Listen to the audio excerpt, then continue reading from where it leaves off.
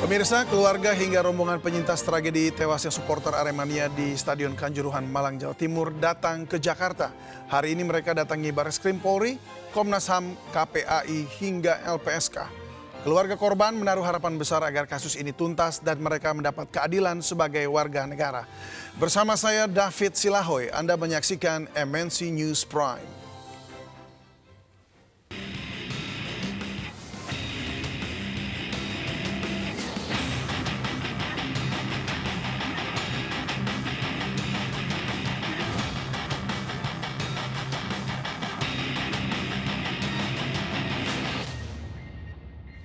Keluarga korban tragedi Kanjuruhan hari ini mendatangi Barreskrim Polri untuk membuat laporan terkait tragedi Kanjuruhan pada 1 Oktober 2022 lalu.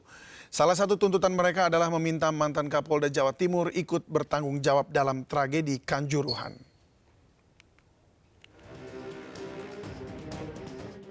Sebanyak 50 orang yang terdiri dari keluarga korban dan penyintas tragedi Kanjuruhan mendatangi Barreskrim Polri pada pukul 9.30 waktu Indonesia Barat.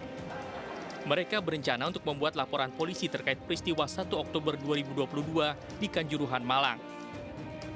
Kuasa hukum tim gabungan Aremania mengatakan mereka membawa barang bukti berupa resume medis korban dan beberapa laporan terkait dengan kekerasan terhadap anak pada tragedi Kanjuruhan. Tim kuasa hukum gabungan Aremania menyebutkan dalam laporannya, mantan Kapolda Jawa Timur ikut bertanggung jawab dalam tragedi Kanjuruhan. Intinya adalah kita membuat laporan karena skema pemidanaan yang dibuat oleh Polda Jawa Timur itu tidak akan menyentuh seluruh peristiwa pidana di tanggal 1 Oktober itu. 359, 360 itu tidak akan mampu membuktikan seluruh tindak kejahatan yang terjadi di malam hari itu. Nah, laporan yang sekarang dari keluarga korban itu adalah untuk kita menyampaikan fakta-fakta yang selama ini belum dilihat secara utuh oleh penyidik polisi di Kepolisian Jawa Timur. Pihak yang paling bertanggung jawab tentu saja adalah perwira paling tinggi di Polda Jawa Timur waktu itu, yaitu Pak Kapolda. Begitu. Sebelumnya rombongan keluarga korban dan penyintas tragedi Kanjuruhan ini mendatangi Komnas HAM untuk menindaklanjuti suatu hal yang sebelumnya diprotes ke anggota Komnas HAM periode sebelumnya. Mereka menganggap rekomendasi yang disampaikan sebelumnya terlalu terburu-buru dan tidak melibatkan pihak korban. Menanggapi tuntutan itu, Koordinator Subkomisi Penegakan HAM, Ulo Parulian Sihombing mengatakan akan mempelajari terlebih dahulu sesuai fakta-fakta yang ada. Sedang mempelajari berkas lama gitu dari laporan Komnas HAM tentang tragedi kemanusiaan di Kanjuruhan yang sudah disampaikan kepada Menko Polhukam. Nah, kemudian juga kami akan mempelajari juga bukti-bukti baru jika ada gitu, yang disampaikan oleh keluarga korban dan juga pendamping dan juga kuasa hukumnya gitu. Sejauh ini ada 6 orang yang ditetapkan sebagai tersangka, yakni Direktur Utama PT Liga Indonesia Baru, Ketua Panpel Arema FC, Security Officer, Kabak Operasi Polres Malang, dan Ki 3 Brimopolda Jawa Timur dan Kasat Samapta Polres Malang. Dari Jakarta, tim liputan iNews melaporkan. Dan untuk mengetahui perkembangan lebih dalam, kami sudah terhubung dengan rekan Esra Ambarita langsung dari Barreskrim Polri Jakarta. Esra, puluhan keluarga korban tragedi Kanjuruhan tadi mendatangi Barreskrim Polri karena merasa tidak puas dengan proses hukum yang sedang berjalan. Selain meminta mantan Kapolda Jawa Timur, Irjen Niko Afinta ikut bertanggung jawab dalam tragedi ini, apa saja poin laporan keluarga korban Barreskrim? Para penyintas maupun para korban dan kuasa hukum bahwa saat ini dari kuasa hukum yang melaporkan atau meminta penyidik mendalami dari Kanjuruhan ini masih menunggu dari tim penyidik apakah laporan ini masih diterima, karena informasi yang kami dapatkan mereka akan menunggu sampai nanti respon penyidik menerbitkan LP-nya. Untuk diketahui bahwa para korban kemudian penyintas dan juga tim kuasa hukum gabungan dari Aremania ini tadi mendatangi dari Barreskrim Polri sekitar pukul 9 pagi dan langsung membuat laporan. Ada beberapa poin penting dalam laporan tersebut tersebut, yakni kurang lebih untuk mengakomodir segala perspektif ataupun semua perspektif dari para korban terkait tragedi Kanjuruhan pada 1 Oktober 2022 lalu. Mereka meminta dalam hal ini penyidik mengkaji ulang kembali atau mendalami siapa sebenarnya yang terlibat, tidak hanya dari 6 tersangka sebelumnya, namun juga agar para kepolisian mereka yang ada di Malang ini agar didalami juga, karena secara dari bukti yang dibawa mereka tadi membawa dokumen, kemudian juga membawa bukti-bukti adanya dugaan kekerasan, kemudian dugaan penganiayaan, dan juga terkait pembunuhan berencana atau disangkakan pasal terkait 338 dan 340 KUHP. Dari tim kuasa hukum gabungan ini menyayangkan kepada penyidik mengapa hanya menetapkan 6 tersangka ini dan mengapa hanya pasal dari kelalaian saja. Karena hal ini sangat rancau mengingat tidak ada keadilan daripada keluarga maupun mereka yang terkena kekerasan khususnya dalam tragedi Kanjuruhan pada 1 Oktober lalu, di mana memang dalam temuan polisi ini bahwa tidak ditemukan adanya tembakan gas air mata ke tribun, namun dalam kuasa hukum menemukan bahwa adanya gas tembakan air mata yang memang seyogianya ini tidak dilakukan. Hal-hal tersebutlah yang diminta daripada penyidik agar menetapkan tersangka baru, terutama agar mendalami juga mantan Kapolda Jawa Timur yang baru saja dicopot jabatannya oleh Kapolri Prabowo Listio Sigit. Inilah yang menjadi poin komprehensif yang disampaikan dari tim kuasa hukum agar ini diusut setuntas-tuntasnya, mengingat memang tengah dari dunia persepakan bola Indonesia masih terus berduka terkait Kanjuruhan yang ada di Malang. Kembali ke Anda, David. Baik, Esra Ambarita, terima kasih sudah melaporkan langsung dari Bareskrim Polri Jakarta. Selamat bertugas kembali.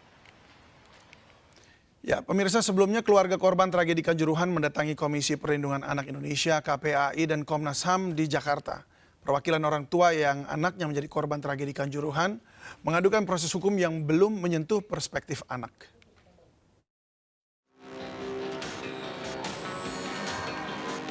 Perwakilan dari para orang tua yang anaknya menjadi korban tragedi Kanjuruhan mendatangi Komisi Perlindungan Anak Indonesia (KPAI) di Jakarta. Mereka datang dari Malang, Jawa Timur didampingi Aremania dan tim penasihat hukum.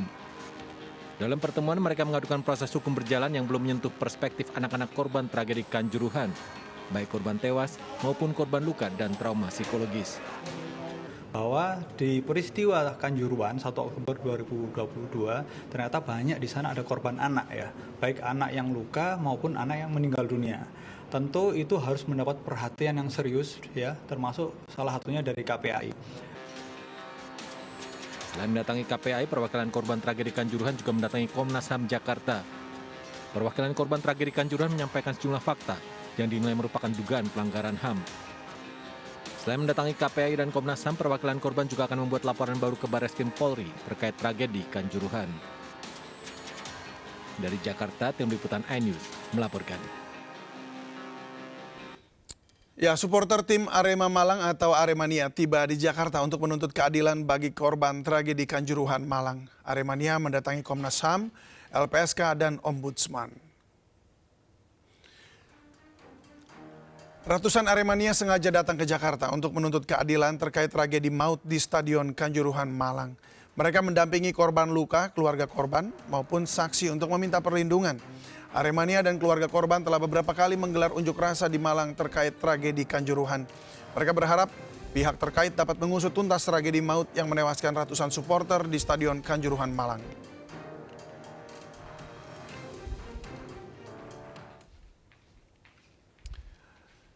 Pemirsa, berbagai upaya terus dilakukan oleh korban, keluarga korban, hingga Aremania dalam mencari keadilan yang seadil-adilnya atas tragedi Kanjuruhan yang telah menewaskan lebih dari 100 orang. Mereka bahkan berbondong-bondong datang ke ibu kota, mendatangi sejumlah lembaga negara demi mendapat perhatian dari negara. Untuk membahasnya lebih dalam sudah hadir langsung di studio pendamping keluarga korban tragedi Kanjuruhan yang juga Sekjen Federasi Kontras Andi Irfan, dan juga melalui sambungan daring ada mantan anggota TGIPF tragedi Kanjuruhan Akmal Marhali, Ketua Komisi Disiplin PSSI Erwin Tobing, serta Wakil Ketua LPSK Edwin Partogi Pasaribu. Selamat malam Bapak-Bapak. Selamat malam. Selamat malam. Ya, sehat semua ya Pak ya? Alhamdulillah. Ya, baik. Saya mau ke Mas Andi Irfan dulu. Mas Andi Irfan, ya. Para keluarga korban mendatangi Bareskrim, membuat laporan, dan yang jadi pertanyaan, bukankah ini sudah ditangani oleh polisi begitu? Iya. Lalu apalagi yang dikejar saat ini? Apakah ada cacat gitu dalam pemeriksaan? Jadi sebenarnya dari awal ketika saya tim Federasi Kontras ke lapangan ya, ke Malang gitu sampai dengan sekarang. Sedari awal kita mendorong yang kemudian teman-teman sebut sebagai usut tuntas. Itu adalah upaya mengusut seluruh soal yang terjadi, persoalan yang terjadi di Kanjuruhan itu dari mulai awal hingga akhir, semua pelaku dan semua yang kita duga sebagai pihak terlibat itu harus ditindak gitu. Nah, persoalannya kemudian ketika kepolisian membuat proses penyidikan yang dimulai dari 2 laporan yang dibuat sendiri oleh penyidik, oleh polisi, LP model A, ada 2 laporan di sana. Kemudian polisi menerapkan pasal 359, 360, itu pasal kelalaian. Yang kalau dalam keseharian kita bisa digunakan oleh polisi itu dalam kasus sopir, tabrak karena lalai, meninggal dan seterusnya. Nah, di Kanjuruhan itu kita menemukan fakta bahwa ini bukan kelalaian, ada tindak kesengajaan, penggunaan kekuatan secara berlebihan, penggunaan. Sengajaannya di mana? Di yang use of force itu tadi? Jadi ada 6 menit yang mematikan, 6 menit mematikan di pasca peluit terakhir pertandingan berakhir. Itu ada 6 menit yang mematikan. Ada 45 tembakan gas air mata, minimal 45 tembakan. Jadi Anda menilainya ini dengan sengaja? Sengaja. Terlihat sekali bahwa dalam digital evidence yang kita punya, jadi kami mengumpulkan ratusan video yang diambil oleh para penonton dengan metadata yang kita lihat secara jelas di situ. Penembakan itu dilakukan bukan karena ancaman yang serius dari penonton kepada petugas keamanan. Itu pertama. Yang kedua, penembakan dilakukan secara terarah dan sistematis. Jadi personil Brimob tidak melakukan tindakan secara impulsif, secara ngawur begitu tidak, tapi terarah. Persoalannya adalah itu terarah ke tribun, bukan ke lapangan. Jadi ada pitch invasion, penonton menginvasi lapangan pertandingan selama beberapa menit, kemudian aparat keamanan mencoba menenangkannya, mengendalikan mereka yang masuk ke lapangan, bisa terusir dari lapangan, tapi malah kemudian personel Brimob di ujung selatan, pojok selatan lapangan itu menembakkan gas air mata ke tribun bagian selatan. Gitu. Oke, jadi apa tujuan Anda sebenarnya ke Barreskrim ini? Nah, itu dari sana kita menemukan banyak fakta bahwa kalau digunakan pasal 359, 360, maka tidak akan mungkin bisa mengungkap dan bisa memastikan keadilan bagi seluruh korban. Apa pasal yang Anda ajukan? Ada pasal soal pembunuhan. Ada pasal soal 338 begitu? 335, 340. 340 itu pembunuhan berencana? Iya, semua bisa diuji di situ. Mari kita uji apakah memang tindakan itu langsung membunuh ataukah berencana. Tapi tidak untuk kemungkinan juga pasal 351 sampai 354, penyiksaan yang menimbulkan kematian, penyiksaan yang dilakukan oleh petugas. Anda melihat dari ratusan video itu ya? Iya, dari digital evidence juga dari keterangan saksi di lapangan. Jadi menurut Anda siapa yang harus bertanggung jawab dengan pasal-pasal itu tadi? Pihak yang paling tertinggi tentu saja yang punya kewenangan kepemimpinan di Polda Jawa Timur, yaitu Kapolda saat itu. Terus kemudian kita harus juga periksa dan Satbrimob pada saat itu. Sampai saat ini memang mereka belum diperiksa? Belum diperiksa. Pak Niko Afinta bahkan waktu itu dipindahkan? Hanya dipindahkan saja. Anda sudah pernah bertanya ke Kapolri begitu? Kalau bertanya tentu dalam konteks bertemu aja belum begitu ya. Tapi kalau mempertanyakan ke sejumlah pejabat Polri terkait itu sudah. Oke, selain Polri, siapa lagi harus bertanggung jawab? Lembaga mana lagi yang harus? Penyelenggaraan pertandingan itu kan terjadi karena PSSI. Maka pimpinan utama PSSI juga harus disentuh di situ. Kalau pasal 359 itu kalau ke PSSI itu masih make sense itu, masuk akal. Kalau pasal kelalaian, PSSI itu punya perjanjian kerjasama dengan Polri yang ternyata di dalam PKS itu tidak menyertakan pemberlakuan regulasi FIFA soal pelarangan gas air mata itu. Untuk itu berarti Anda akan sudah mengajukan delik aduan juga untuk melaporkan PSSI? Kalau PSSI sudah terikut di dalam penyidikannya Polri yang 359. Berarti tidak termasuk pada itu? Kami mendorong penambahan tersangka. Penambahan tersangka dari PSSI? Dari Oke, baik. PSSI. Kita ke Pak Erwin Tobing. Pak Erwin Tobing, apa tanggapan Anda?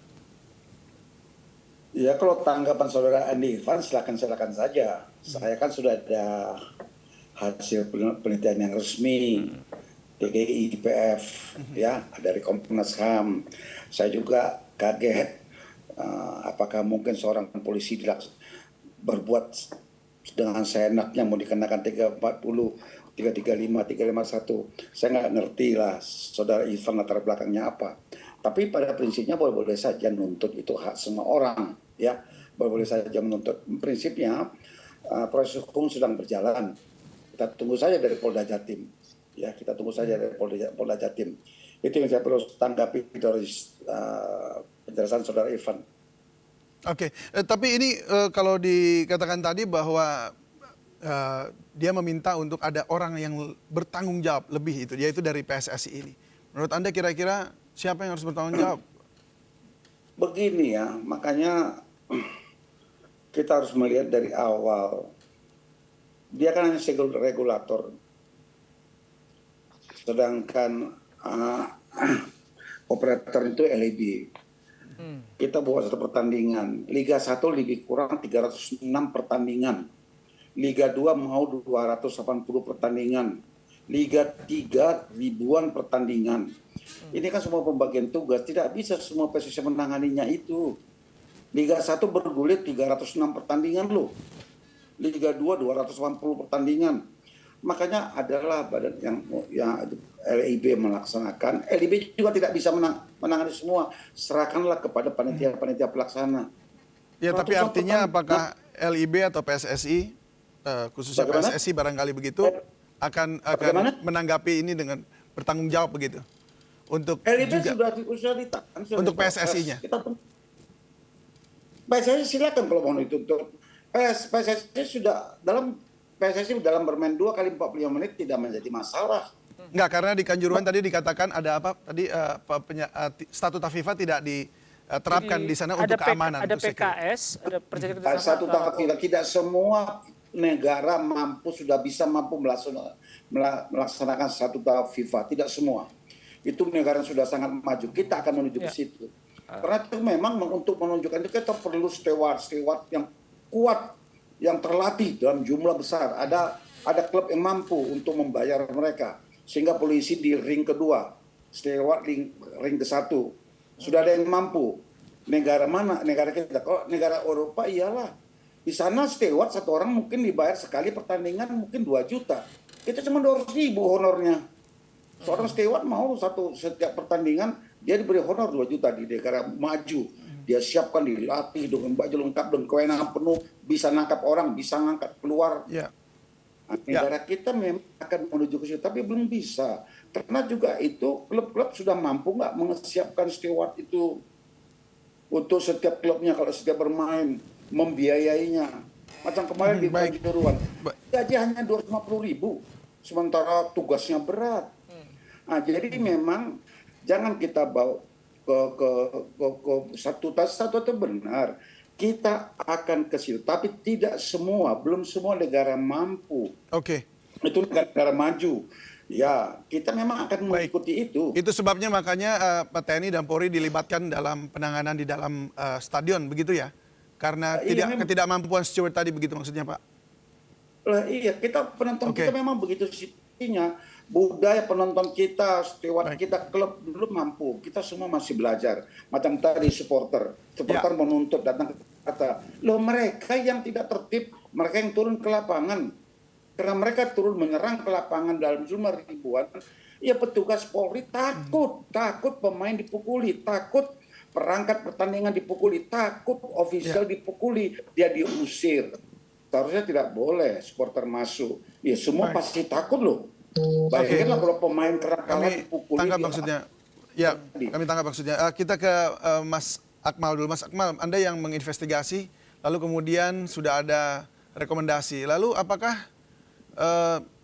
Anda sudah mengawal terus sampai semua rekomendasi ini juga sudah dilakukan begitu. Ini ada tuntutan keluarga soalnya. Betul. Kita sebenarnya kalau bicara tugas sudah selesai per 4 November 2020. Tapi karena kita masih punya tanggung jawab moral untuk mengawal hasil rekomendasi gabungan independen pencari fakta, sampai sekarang pun kita masih bekerja. Kita masih mengawal proses laboratorium yang dilakukan oleh BRIN terkait dengan kadar gas air mata. Kita juga masih mengawal proses kesimpulan dari otopsi yang dilakukan oleh 2 sampel yang dilakukan kemarin. Bahkan kita terus mendorong untuk melakukan pengusutan tuntas kasus ini bisa segera. Apa yang sudah paling tidak sudah dikerjakan begitu? Yang sudah dijalankan gitu oleh pihak-pihak yang bertanggung jawab? Ya, kalau bicara untuk kasus hukum, ini kita melihat masih mandek kasus hukumnya. Ya. Hanya masih mandek ya? Masih mandek, jalannya lebih lamban kalau kita bandingkan misalnya dengan kasus Halloween di Itaewon, Korea Selatan, yang sudah menjadikan Menteri Dalam Negeri mereka sebagai tersangka dalam waktu 2 minggu. Ini kan merupakan sebuah pelajaran buat kita. Kita sudah lebih 40 hari, tidak ada penambahan, bahkan kasus 6 tersangka saja masih mandek dalam proses menuju kepada pengadilan. Nah, menurut Anda kenapa ini mandek? Ya, ini problem yang harus kita berikan penekanan kepada pihak penyidik termasuk pihak kepolisian agar bisa secara transparan mengungkap kasus ini secara terbuka gitu kan, sehingga kemudian keadilan benar-benar dirasakan oleh semua pihak yang terkait dengan Kanjuruhan. Mas Akmal, apakah Anda setuju dengan yang disampaikan pihak keluarga tadi dari Mas Andi Irfan bahwa ada pasal yang ditambahkan untuk delik aduan yang mereka buat pada hari ini di Bareskrim, yaitu 340 dan 355? Berapa tadi? 340, 335, 335 dan kemudian 340. 351 sampai 354. Ya, saya pikir tim dari Aremania gabungan ini kan punya alasan-alasan yang mereka kemudian bisa melakukan pelaporan terkait dengan pasal-pasal tersebut. Buat saya ini hal yang bagus gitu kan, karena pastinya ada alasan-alasan yang diberikan. Jadi semakin banyak. Tapi TGIPF tidak menemukannya pada saat itu ya? Tidak melihat ada 340. Ini kan kita memberikan rekomendasi kepada pihak kepolisian untuk mengusut tuntas kasus-kasus yang terjadi. Bahkan dalam 136 halaman yang disampaikan oleh TGIPF, salah satunya ada misalnya kasus di mana penembakan yang dilakukan ini terkesan ini penembakan yang membabi buta seperti yang tadi disampaikan oleh Sam Irfan gitu kan. Nah, ini harus diusut gitu, diadili seadil-adilnya, sehingga kemudian tidak ada yang diamankan atau dibela atau ditutup-tutupi. Ini bahkan kita meminta kepada Kapolri kalau kemudian saat ini kepolisian Republik Indonesia statusnya dalam posisi yang sangat berada di titik nadir dalam dan publik. Ini sebenarnya momentum buat kepolisian untuk meningkatkan citra mereka lewat sepak bola. Jadi lewat kasus Kanjuruhan ini harus diusut secara tuntas dan bisa selesai dengan cepat. Karena kalau tidak selesai dengan cepat, ini yang diugat bisa jadi Pak Jokowi Presiden Republik Indonesia gitu kan. Padahal ujungnya ya, penyidikan adalah tugas dari kepolisian. Baik, kita ke Mas Edwin Partogi Pasaribu. Tadi kan pihak keluarga datang juga ke LPSK ya untuk mengadukan dan bahkan katanya saya dengar membawa permohonan ya, membawa permohonan. Nah, apa respon dari LPSK ketika mereka mendatangi LPSK untuk sesuatu begitu? Ya, kami sepenuhnya terbuka dengan permohonan yang diajukan oleh para korban ya. Apa saja permohonan mereka? Mas David, ya. Sejak di hari +1 dari peristiwa, tanggal 2 Oktober, LPSK sudah berada di Malang ya, untuk melakukan proaktif. Jadi ketika para Aremania itu belum diberikan status sebagai saksi, kami termasuk yang mendorong mereka untuk bersaksi, untuk berani menyampaikan keterangan tentang hal-hal yang mereka ketahui ketika peristiwa. Jadi kemudian dari situ ada 20 permohonan yang mereka ajukan ketika itu, ya, dan termasuk juga pada mereka yang belum berstatus saksi, kami juga memfasilitasi dan merekomendasikan kepada penyidik untuk dilakukan pemeriksaan pada mereka, dan termasuk juga kami memfasilitasi tempat ya, karena kami mempertimbangkan para korban dan saksi ini juga masih mengalami trauma. Nah, termasuk juga proses otopsi yang berlangsung itu tidak lepas dari juga dorongan yang dilakukan LPSK yang memang sejak awal DA yang 2 orang anak yang meninggal dunia itu sudah bertemu di LPSK pada minggu pertama pasca peristiwa dan kemudian juga menyampaikan kesediaan untuk dilakukannya otopsi kepada kedua putrinya dan termasuk kemudian ada perubahan sikap dengan mencabut persetujuan, kemudian LPSK kembali datang untuk meyakinkan DA dan kemudian DA kemudian kembali menyatakan persetujuan untuk dilakukan otopsi. Jadi kami sudah di Malang ya sejak tanggal 2 dan panjang kami bersama para korban bertemu di banyak tempat. Lalu kesimpulannya apa tadi jadi Pak untuk pertemuan yang tadi dengan pihak keluarga datang untuk mengeksekusi permintaan mereka begitu? Ya mereka membutuhkan rasa aman, mereka membutuhkan kepastian bahwa kalau mereka menjadi saksi, mereka tidak akan terancam, terintimidasi. Apa karena selama ini sudah ada intimidasi gitu yang mereka laporkan ke LPSK? Ada situasi yang unik ya, di mana ada pihak-pihak yang seharusnya mensyukuri atau mengapresiasi kemauan dari korban atau keluarganya untuk mengungkap peristiwa ini, tapi malah sebaliknya seperti menghalang-halangi atau membujuk rayu untuk tidak melanjutkan keputusannya itu. Baik. Jadi saya rasa hal ini juga yang kemudian membuatkan perasaan korban, sebagai korban mengatakan kalau mereka disampaikan oleh Andi, agenda mereka usut tuntas, seperti jadi versus dengan mereka tidak ingin mengusut. Ya, ini sudah hari ke-48, tapi proses hukumnya kan hanya tadi dikatakan mandek juga ya? 2 LP oleh yang Mas tadi disebutkan oleh Mas Adi, ya, sementara rumusan pidananya itu kalau melihat dari peristiwa dan dari korbannya, saya rasa mungkin dapat dikaji bahwa rumusan pidananya melebihi dari LP sudah ada. Baik, saya ke Pak Erwin Tobing. Pak Erwin, tadi dikatakan ada sejumlah rekomendasi yang harus dilakukan oleh PSSI.